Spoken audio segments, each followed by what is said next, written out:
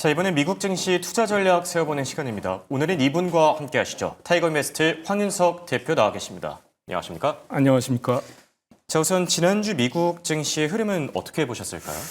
네, 지난주에 이제 PPI 결과 발표되기 전까지는요, 9월 인하 확률이 100%다. 예, 그렇죠. 심지어는 B컷 얘기까지도 네, 나왔었잖아요. 근데 PPI 지수가 발표되고 나서는 잠잠해졌습니다. 예. 시장이. 그래서 소매 판매도 발표됐는데 견조하게 나왔지만 선구매 효과가 컸다는 네. 점 반영했고요. 매물 출회됐고 소비자 심리 지수가 위축됐다는 거 그렇죠. 이렇게 발표가 되면서 그동안 시장을 주도해왔던 반도체 관련주들이 하락하면서 개별 종목 중심 장세가 이루어졌다 이렇게 보여지는데요. 네. 필라델피아 반도체 지수는 2.26%나 하락하면서 마감이 됐고요. 제약이나 헬스케어 같이 좀 방어주 성격이 짙은 종목들이 상승을 하면서 마감된 게 좀 특징적이었다 이렇게 말씀드릴 수 있겠습니다. 네. 자, 이번엔 경제 데이터들 조금 더 구체적으로 들여다볼까 하는데 우리가 광복절로 쉬어가는 동안 PPI 그리고 소매 판매라는 굵직한 데이터들이 차례대로 발표됐거든요. 네. 어떻게 보셨습니까? 이제 PPI 쇼크를 좀 얘기해 봐야 될 것 네. 같은데요. 그러니까 전월 대비해서 0.9% 급등했다라는 게 2022년 6월 이후에 최고치였다 네, 이렇게 그렇죠. 나왔고요. 근원 PPI도 0.9% 급등했는데 네. 마찬가지로 전월이 이제 예상치나 전월이 0.2%였다는 점을 감안한다면 이거는 상당히 쇼크였다 이렇게 예. 말씀드릴 수 있겠고요. 그래서 이 지표를 보면서 이제 월가 쪽에서 분석하기로는 이제 관세로 인한 물가 상승분이 소비자한테 전가되기 시작한 게 아니냐 이런 분석도 나오고 있습니다. 그래서 전체적으로 지금 시장 분위기가 9월달 금리 인하를 낙관할 수만 네. 없다. 이런 분위기로 바뀌고 있고요. 7월 소매 판매는 전월 대비 예상치에 부합되는 수준으로 나와서 크게 나쁘진 않았다 했는데 이게 네. 그러면 그 이유가 뭐냐 하는 측면에서 보니까 아마존 프라임데이 효과, 그다음에 예. 전기차 세액공제 이 보조금 폐지가 9월 말로 종료되잖아요.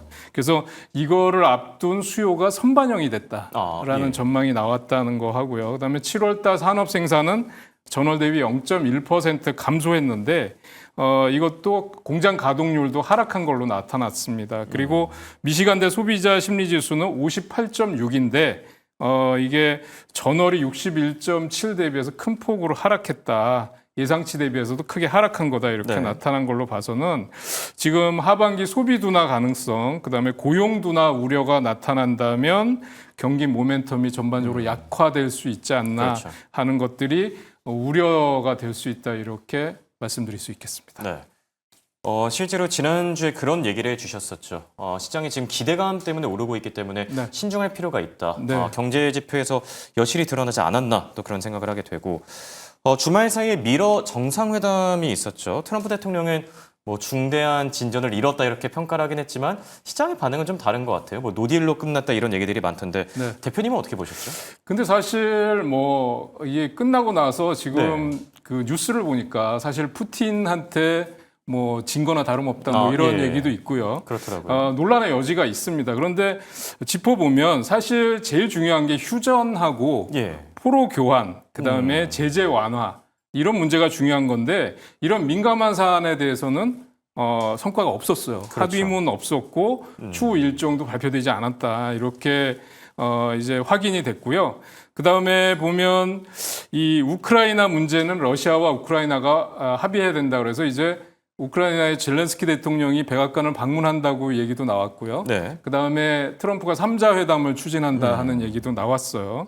그런데 재미있는 거는 힐러리 전 외무장관이죠. 국무장관이죠. 그래서 트럼프가 이번 협상에서 영토 양보를 하지 않고 우크라이나 휴전을 끝난다면 자기는 노벨상에 추천하겠다. 그러니까 트럼프도 화답을 했어요. 좋은 얘기다. 그래서 트럼프 대통령이 또 노벨 평화상에 대한 이 관심이 상당하죠. 네, 그렇습니다. 그래서 근데 사실은 지금 제일 중요한 이슈가 네. 우크라이나의 돈바스 지역을 지금 그렇죠. 예. 포함하느냐 안 하느냐 이게 맞습니다. 상당히 중요한 이유가 될 것 같고 유럽에서는 만약에 이게 포함되는 걸로 예. 만약에 러시아의 그 전장이 그려진다면 유럽은 강력 반발할 가능성이 그렇죠. 높다. 그래서 이게 쉽지 않은 결정이 될 걸로 보여집니다. 네.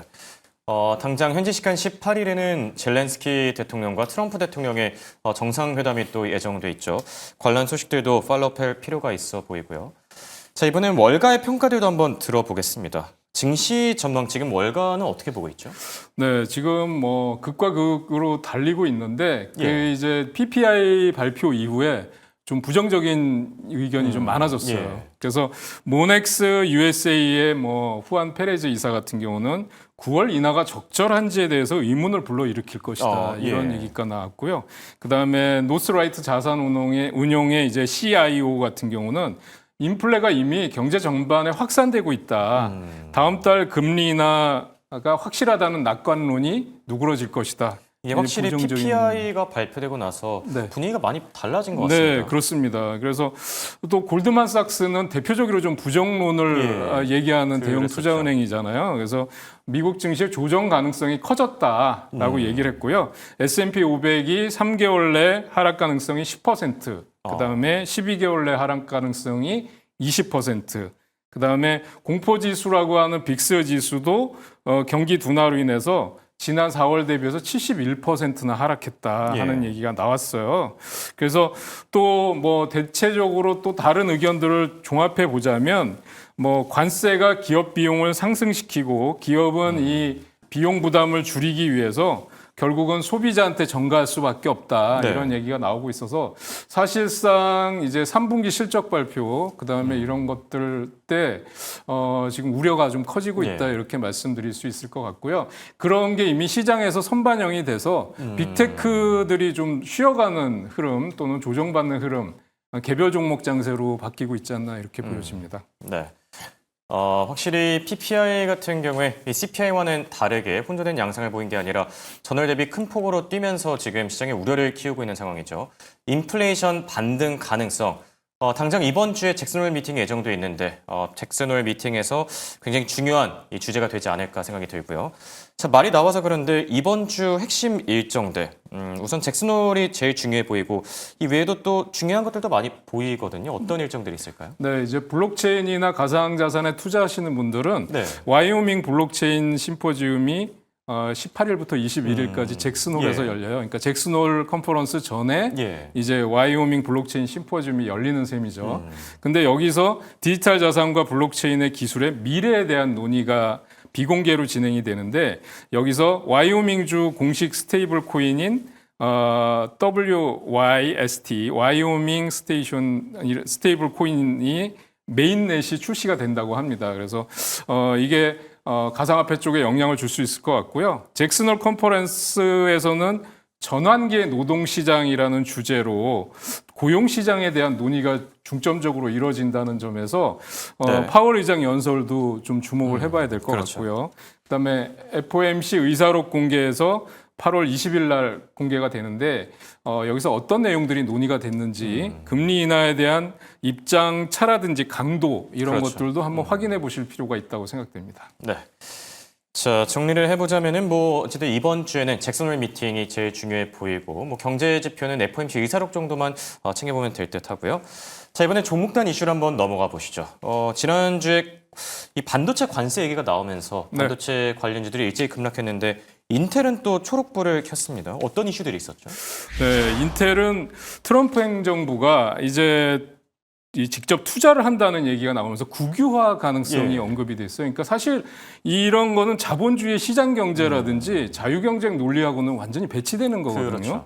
그래서 이게 사회주의로 가는 게 아닌가라는 얘기도 뭐 나오고 있습니다만 트럼프 같은 경우 트럼프 행정부가 이제 미국 내 반도체 제조 확대 그다음에 오하이오주에서의 공장 건설 계획을 지원하기 위해서 인텔의 지분을 취득하는 방안을 논의 중인데 어느 정도 취득할 거냐, 또 가격은 얼마냐 이런 거는 구체적으로 결정되지 않았습니다.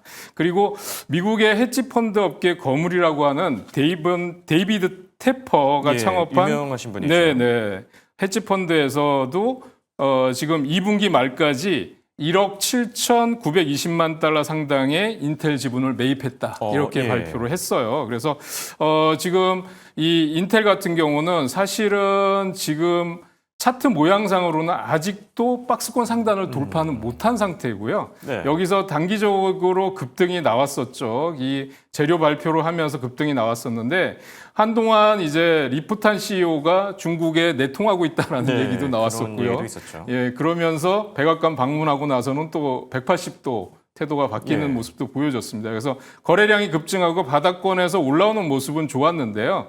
주봉삼으로 보면 이 박스권을 아직도 돌파하지 못하고 있는 흐름입니다. 갈 길이 아직 네, 많이 월봉으로 남았네요. 보면 예. 더욱더 확실하게 확인하실 수가 있는데 아직도 17달러가 바닥이고 주가는 24달러에 와 있는 흐름으로 보여지는데요. 네. 그래서 지금 목표 주가는 뭐 사실상 의미가 없고 지금 이게 어떻게 진행이 되느냐 예. 이게 상당히 중요한 변수가 될 걸로 보여지고요.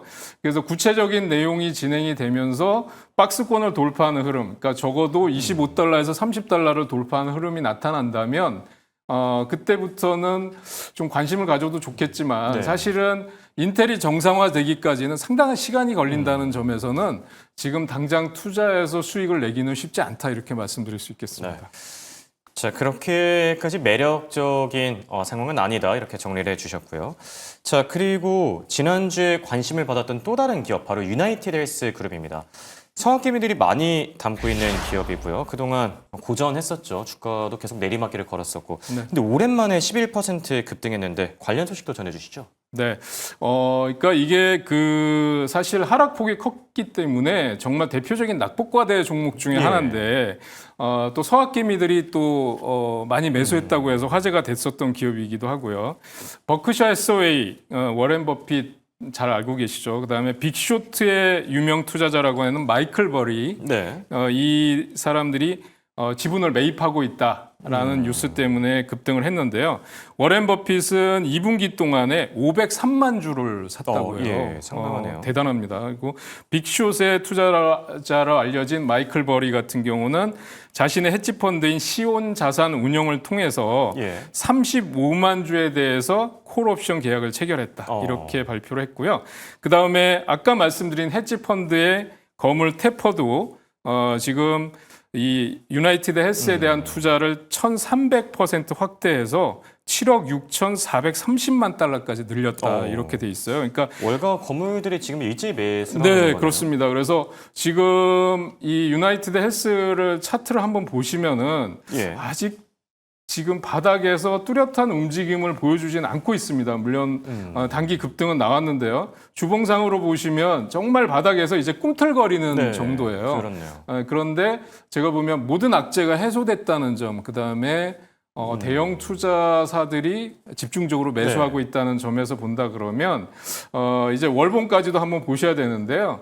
바닥은 찍었다라고 보여지고요. 만약에 예. 매수를 한다 그러면 300달러에서 320달러 구간에서 매수를 한다 그러면 제가 주봉상으로 보는 목표가는 400달러 정도로 일단은 말씀드릴 수 네. 있겠고 그 밖에 지분 매각이나 경영 정상화 내지는 건강보험에 대한 미국 트럼프 행정부의 네. 투자라든지 약가 인하라든지 이런 악재들도 아직 남아 있잖아요. 그렇죠. 예, 그런 것들은 확인해 가면서 보셔야 될 것 같다 이렇게 말씀드릴 수 있겠습니다. 네. 그래도 뭐 유나이티드 헬스 같은 경우에는 다행히 많이 예전보다는 나아진 것 같아요. 네. 악재들도 한 차례 지나간 것 같고요. 기대를 해봐도 좋지 않을까 생각이 들기도 하고. 자, 끝으로 마지막으로 살펴볼 기업은 바로 서클인데요. 서클은 최근에 어떤 이슈들 있었죠? 서클은 이제 그 실적 발표하고 나서 1,000만 주에 대한 유상증자를 예. 발표하면서 주가가 급락했어요. 그런데 사실은 지금 미국 증시에서 보면 금리 인하가 되고 달러가 약세를 보이면 가상자산은 당연히 강세를 보이게 돼 있는데 예. 이제 금리 인하 확률이 떨어지면서 지금 주가가 많이 흔들리는 모습을 보여주고 있습니다. 그래서 지금 제가 볼 때는 스테이블 코인 시장에 대해서 조금 주목을 하실 필요가 있는데 네. 스테이블 코인 시장이 지금 2025년도에는 2,360억 달러 규모였는데 3년 후인 2028년도에는 2조 8천억 달러 규모로 10배 이상 성장할 것이다라는 전망이 예. 나왔어요. 그래서 어디 지금 쪽 전망인가요? 예, 이게 제가 아직 체크는 못 해봤는데 월가 쪽에서 나온 네, 예. 월가 전망입니다. 예. 그래서 가상화폐 지금 신규 상장주인 블리시도 상장 첫날 예, 지금 상승했었죠. 105% 예. 급등을 했었는데요. 그래서 지금 이런 것도 있고요. 그다음에 또 스테이블 코인이 앞으로 발행 기업하고 유통 기업에 집중할 필요가 있다. 이렇게 나왔는데 예. 사실 발행 기업이라고 하면 바로 말씀드릴 서클 인터넷 그룹이 발행 기업이고요. 유통 기업이라고 하면 코인베이스나 또 로빈훗 마켓츠를 얘기할 수가 있습니다. 그래서 제가 볼 때는 지금 비트코인이나 이더리움 주가가 등락을 보이고 있지만 사실 네. 스테이블 코인 시장은 좀 안정적이다라는 측면에서 보면 서클 같은 경우는 지금 이 악재가 모두 해소된 다음 주가가 바닥권에 와 있다라는 점이고요. 네. 실적 발표에서도 사실 매출은 굉장히 좋았었거든요. 그랬었죠. 53% 예, 맞습니다. 급증한 걸로 나왔었고, 그러니까 그런 점에서 본다면 EPS가 예상치보다 크게 하회했던 것인데 가상화폐 시장에서 지금 실적이 이렇게 가시적으로 성과를 보이는 예. 기업을 찾기가 쉽지 않거든요. 그렇죠. 그런 점에서 본다고 하면 지금 목표 주가는 130에서 230달러까지 다양합니다만 지금 시포트 리서치라는 곳에서 한 거 보면 상장사 중에 가장 순수한 스테이블 코인 회사다. 네. 그다음에 목표 주가를 280달러까지 오. 높였고요. 이더리움 네트워크에 대해서 커지는 관심을 서클 투자를 통해서 활용해 보면 좋겠다라는 전망도 제시를 하고 있습니다. 그래서 저도 사실은 지난 금요일장에 서클을 매수를 예. 했어요. 예. 그런데 지금 구간에서 본다 그러면 149달러 정도에 마감이 됐었거든요. 그런데 지금 보면 130달러에서 한 160달러 구간에서는 매수를 하셔도 괜찮을 것 같고요. 주봉상으로 한번 보신다 그러면 일단 바닥은 찍었고 바닥 확인이 된다고 하면 저는 1차로 200달러 그다음에 2차까지는 225달러까지도 예. 한번 상승을 기대해 볼 수 있겠다. 이렇게 말씀드릴 수 있겠습니다. 네. 서클과 관련해서는 130에서 160달러 사이에서는 매수 기회를 찾을 수 있고 최종 목표가 2차 목표가 정도는 225달러 정도로 설정해 주셨습니다. 자, 지금까지 도움 말씀에 타이거 인베스트 황윤석 대표와 함께했습니다. 감사합니다.